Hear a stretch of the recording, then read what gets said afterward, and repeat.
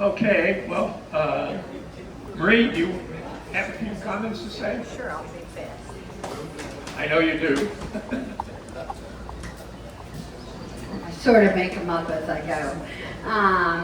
Anyway, I know everyone is always focused on streets and drainage, and especially drainage. The drainage master plan, we have a number of projects that are going to be focused out here in problem areas. As you all know, one of the things that changed when I came into office was changing the fact that the city divided things by 6, the budget, and we have 20 miles, and that didn't make sense. So now they actually follow what is rated the worst. So we have a number of street and drainage projects that are going to happen. As I said, things are moving forward with getting cars off the beach. We do have on this city council agenda, we have a PUD where they're asking for significant deviations, and I am not in support of that PUD. I think the building is too big. I think it's too close to the water. So fortunately it needs a supermajority vote, and I think we will be able to make it not happen. But if anyone feels inclined to come and speak against it, I would appreciate it, because I think it is just not in the best interest of our island or of our citizens or of the beach, period. Other than that, we have the election coming up. Even though I don't have an opponent, I need to get at least one vote to win. But I think I'll remember. But I would still appreciate your vote, because you're going to be there voting for a mayor. So you might as well vote for me too. It's funny, I am going to put out like 6 signs, one at each polling location. And this was the first and only time you'll see me in a Vote Marie Robb badge, because it's nice not having to campaign. But things are moving forward, and I think we're going to see some exciting changes in the lineup, and I think it's going to be an exciting 2 years coming up, and it'll all be good, and I'll keep it short at that. Great. Thank you. Just real quick, so Yeah. when you go to the GLO to do the parking, make the parking things, you do one small thing at a time, even though it takes years? We do multiple. There were More than just say, Sunny Sunny Beach? Beach. Oh, yeah. Oh, There- we're beach access 10, so we're close. No, there were like at least 20 changes. There were a lot of administrative changes that needed to happen. So one of the issues that exists with the parking is they were still tasking us to put cars where I took the land and it was no longer there. So that was changed. We did a lot. And the next one we're already working on. So it's a matter of, you're not far away. Let's just put it that way. And we do not do just one. Okay. We do a lot. There were 3 major changes, but there were also like cross the T, dot the I, so forth and so on. And we're real fortunate to have Dawn Buckingham up there. She is excellent. Her right-hand guy, Mark Havens, is a dream to work with. So we have a great working relationship with him. Thanks. Yep. And the nourishment, the design and engineering the announcement's out, the money's there, the nourishment that's going to go from 7 Mile to 13 Mile is funded and whatnot. We're waiting for the final design and engineering, and we also have a sand source on the west end that is hopefully very close to being approved, which will make us even able to cover more beach. So everything is moving forward there as well. So. Thanks so much, Marie. You're doing a great job for the West End. Okay, we'll move on. I saw Sally come there. Sally Bakko, she's going to give us a Gulf Coast Protection District update. Good morning, everyone. I'm Sally Bakko. I'm the Director of Policy and Governmental Relations for the City of Galveston, but as Jerry mentioned, I am a Board Director with the Gulf Coast Protection District and wanted to give you an update on our efforts thus far.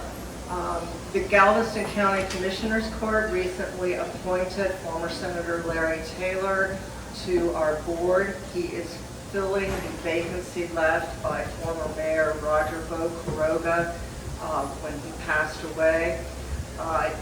Senator Taylor attended his first board meeting when we met this last Wednesday on April 17th, so we're certainly welcoming his participation. As you recall, Senator Taylor authored the bill that created the Gulf Coast Protection District, and of course has been a strong advocate on the Coastal Texas project for many, many years.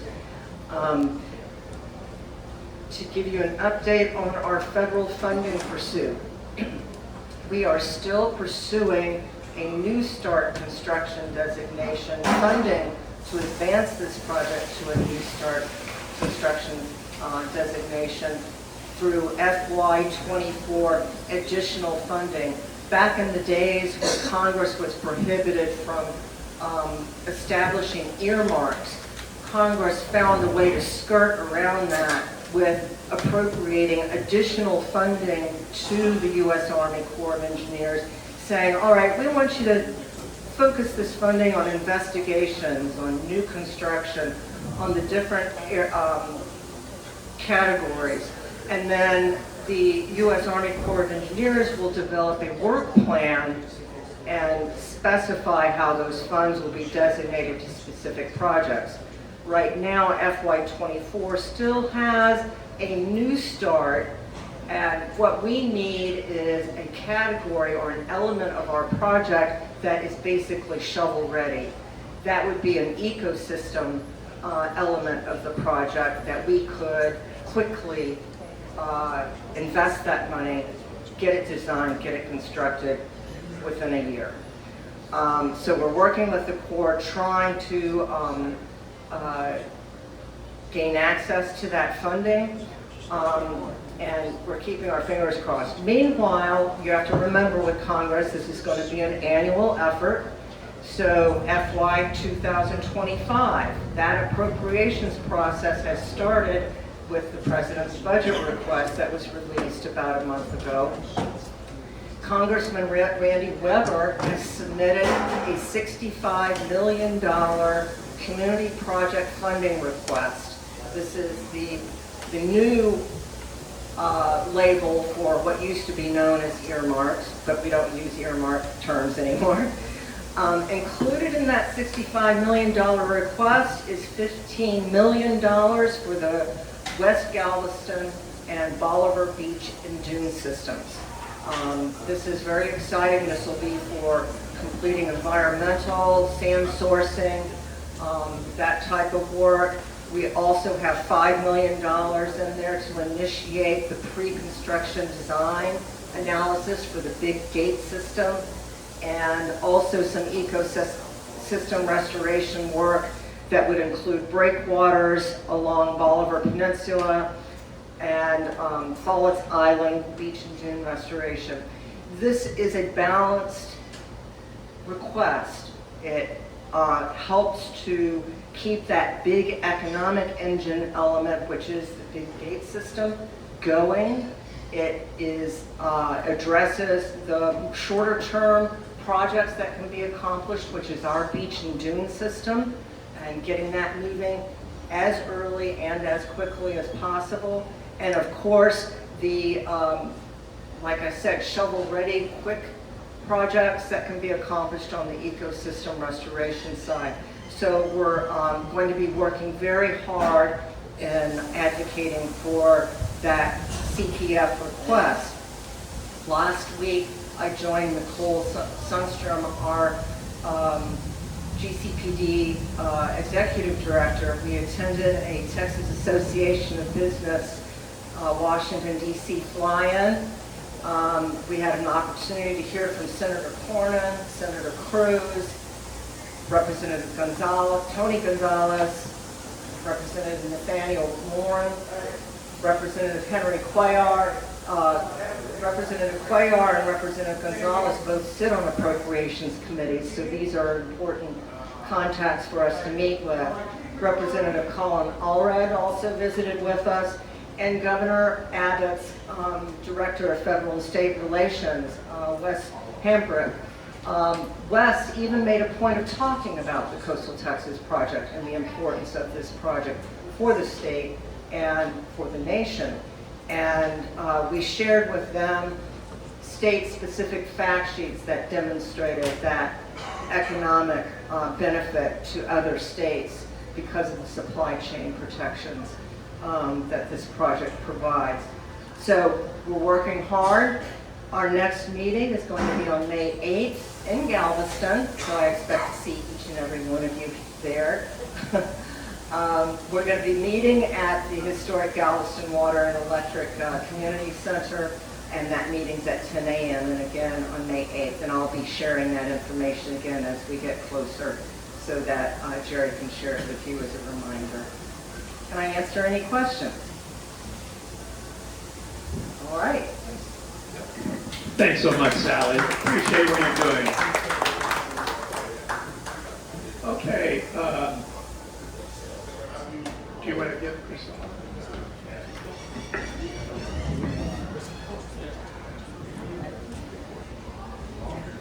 Hi, my name is Craig Vance. Chris Lauer is our representative for the Beach Maintenance Advisory Committee for the Park Board. He's unable to be here today, so I was going to give his update.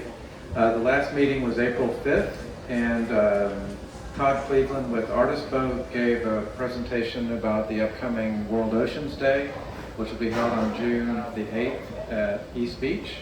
And they just have a variety of events going on, from book readings to bucket brigade tours on the beach, live music, art workshops, and others. It's a really great event. If you have kids, grandkids, come on out and check it out. Second item was Dr. Hal Needham is a meteorologist with a really great podcast if you're into that. But he was talking about the sargassum update as well as a hurricane update for this year. He said that there's a very low chance for sargassum inundation this year just because of tidal currents and the water temperatures and all that, so that's a good thing for us. And he also discussed the hurricane outlook. He said that there is a higher probability for hurricanes this year based on the La Nina situation, which is again water temperatures and currents and everything. But he said that for us, we've got about a 25% chance that there'll be a major hurricane within 50 miles of the coast. I take that with a grain of salt because you know how it can happen, but just always be diligent in watching the weather forecast and all that, especially as we get into the later part of the summer, August through mid-September. Vince Lorifus with the Coastal Zone Management crew gave an update just about trash collection and all that. It's been a couple of summers now since they did the Leave No Trace ordinance, which is basically the can't leave anything out on the beach overnight or it'll be collected and disposed of. And he said that since that program, it has declined in the amount of trash that they've been picking up. And so that's a good step in the right direction. Lastly, Elizabeth Schneider gave an update on the Beach Ambassador program, which is just normal, citizens going down, and when you're at the beach, picking up trash along the way, and they've got a program that you can participate in where they'll give you gloves and picker-upper and bags and all that kind of thing.